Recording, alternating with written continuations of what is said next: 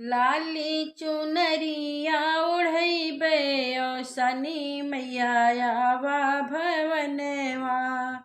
लाली चुनरिया ओढ़ैबे औसनी मैया आवा भवनवा।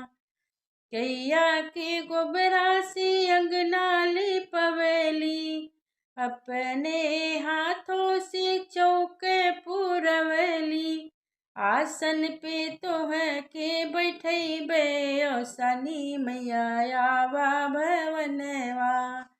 आसन पे तोह के बैठैबे औसनी मैया आवा भवनवा।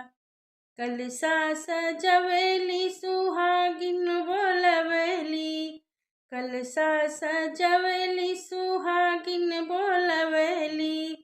गुड़ लाई चना चुनी चुन के लियवली, भोगवा तोह के लगैबे औसनी मैया आवा भवनवा।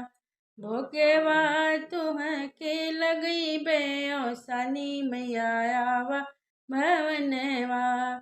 गीतिया गाइब कथा सुनाइब, सब मिली गाई गाई तोह के मनाइब।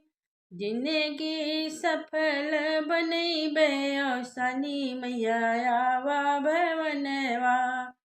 लाली चुनरिया ओढ़ैबे औसनी मैया आवा भवनवा।